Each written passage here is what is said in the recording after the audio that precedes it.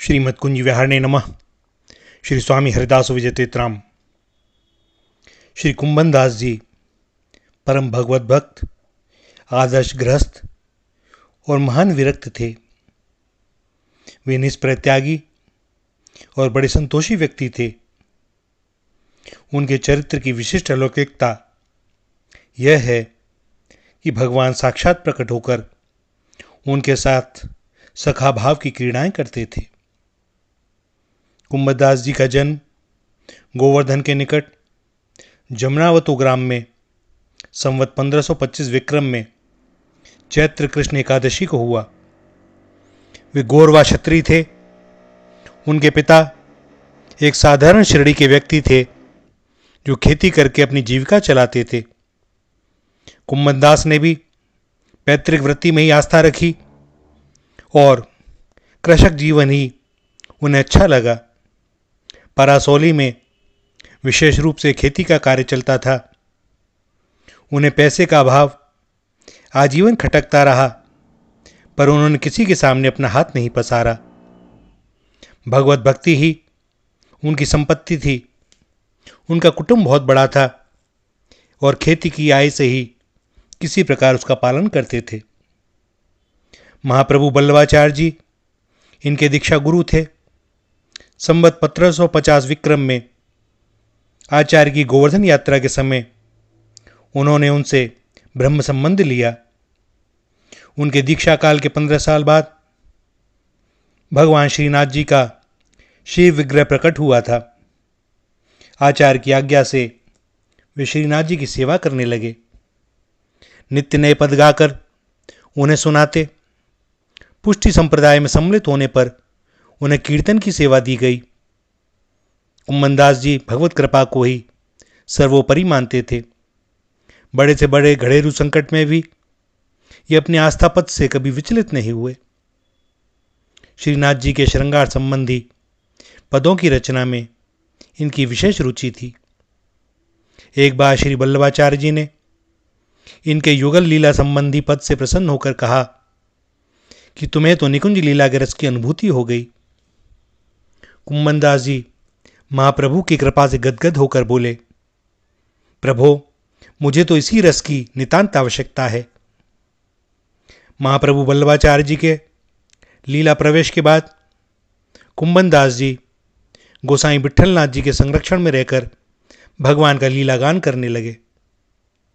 श्री विट्ठलनाथ जी महाराज की भी उन पर बड़ी कृपा थी। वे मन ही मन उनके निर्लोभी जीवन की सराहना करते थे।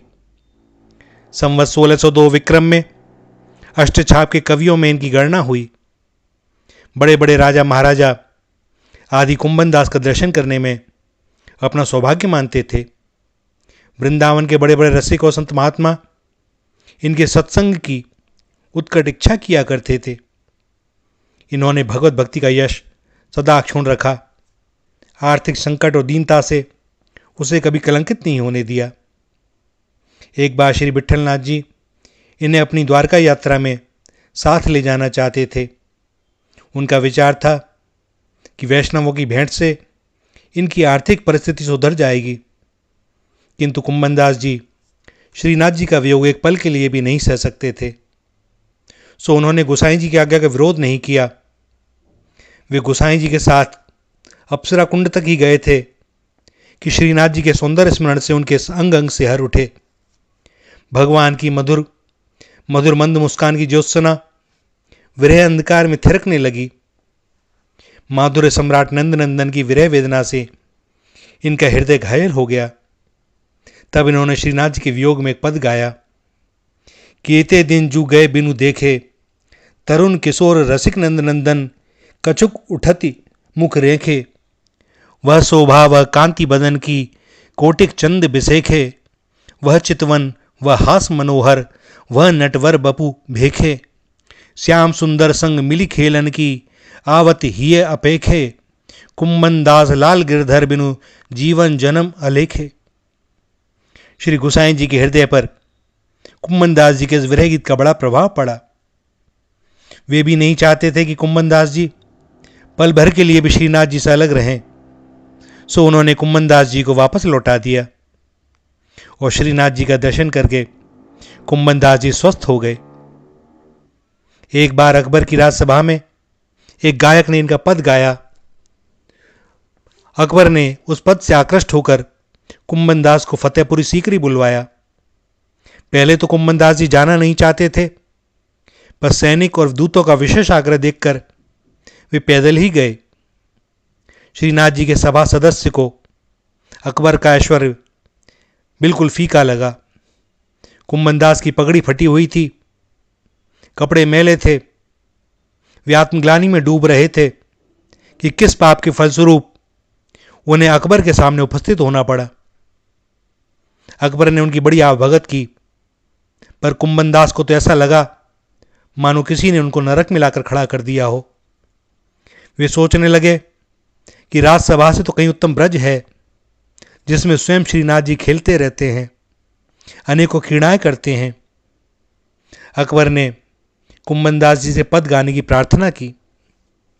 कुंभन दास जी तो भगवान श्री कृष्ण के ऐश्वर्य माधर के कवि थे, सो उन्होंने पद गान किया। भगत को कहा सीकरी सो काम, आवत जात पनैया टूटी, बिसर गयो हरिनाम। जाको मुख देखे दुख लागे, ताको करनो पर्यो प्रणाम। कुंभन दास लाल गिरधर बिनु, और सबे बेकाम। अकबर सहृदय भी थे, सो सब देख समझकर उन्होंने आदरपूर्वक इनको वापस घर भेज दिया। संवत 1620 विक्रम में महाराज मानसिंह ब्रज आए थे। उन्होंने वृंदावन के दर्शन के बाद गोवर्धन की यात्रा की, श्रीनाथ जी के दर्शन किए। उस समय मृदंग और वीणा के साथ कुंभन दास जी कीर्तन कर रहे थे। राजा मानसिंह इनकी पद गान शैली से बड़े प्रभावित हो गए। वे उनसे मिलने के लिए जमुनावतो गए। कुंभन दास जी की दीनहीन दिशा देखकर वे चकित हो गए। कुंभन दास जी भगवान के रूप चिंता में ध्यानस्थ थे। आंखें खुलने पर उन्होंने भतीजी से आसन और दर्पण मांगा। उत्तर मिला कि आसन पड़िया खा गई और दर्पण भी पी गई। आसन अर्थात घास, दर्पण पानी। आशय यह था कि आप पानी में मुख देखकर तिलक करते थे। महाराजा मानसिंह को इनकी निर्धनता का पता लगा। उन्होंने सोने का दर्पण देना चाहा, किंतु भगवान के भक्त ने अस्वीकार कर दिया। उन्होंने इनको मोहरों की थैली देनी चाही, किंतु जो त्रिलोकी का सेवक हो वह किसी और से क्यों ले। चलते समय मानसिंह ने जमुनावतो गांव कुंभन दास के नाम करना चाहा, पर इन्होंने कहा कि मेरा काम तो करील के पेड़ और बेर के वृक्ष से चल जाता है। राजा मानसिंह ने इनकी निष्प्रहता और त्याग की बड़ी सराहना की। उन्होंने कहा, माया के भक्त तो मैंने बहुत से देखे हैं, पर वास्तविक भगवत भक्त तो आप ही हैं। वृद्धावस्था में भी कुंभन दास नित्य जमुनावतों से श्रीनाथ जी के दर्शन के लिए गोवर्धन जाया करते थे। एक दिन संकर्षण कुंड पर आन्योर के निकट वे ठहर गए। अष्टछाप के प्रसिद्ध कवि चतुर्भुज दास जी, उनके छोटे पुत्र साथ में थे। उन्होंने चतुर्भुज दास से कहा, अब घर चलकर क्या करना है, कुछ समय बाद शरीर छूटने वाला है। गोसाई विट्ठलनाथ जी इनके देहावसान के समय इनके सम्मुख उपस्थित थे। गोसाई जी ने पूछा, क्यों, इस समय मन किस लीला में लगा है? और कुंभन दास जी ने कहा, लाल तेरी चितवन चितही चुरावे। और इसके बाद युगल स्वरूप की छवि के ध्यान में पद गाया। रसिकनी रस में रहत गड़ी, कनक बेली ब्रश भानु नंदनी, श्याम तमाल चढ़ी। बेहरत श्री गिरधरन लाल संग, कोने पाठ पढ़ी। कुंभन दास प्रभु गोवर्धन धर, रति रस केली बढ़ी। और इस पद के गायन के बाद उन्होंने अपनी देह को छोड़ दिया। गुसाई जी ने करुण स्वर से श्रद्धांजलि अर्पित की कि ऐसे भगवती अंतर ध्यान हो गए। अब पृथ्वी पर सच्चे भगवत भक्तों का तिरोधान होने लगा है।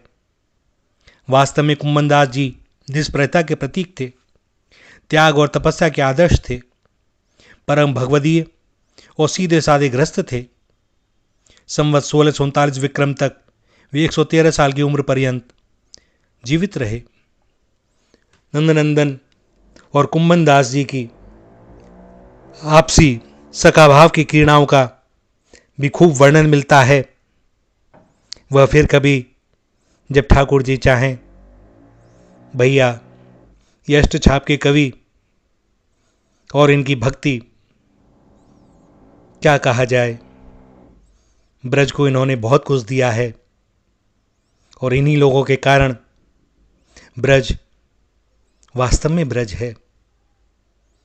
इनकी तपस्या के, इनके रस के वह परमाणु और जिस रज में ये भक्त चलते थे वो मेरे नंदनंदन श्यामा श्याम आज भी बहरते हैं।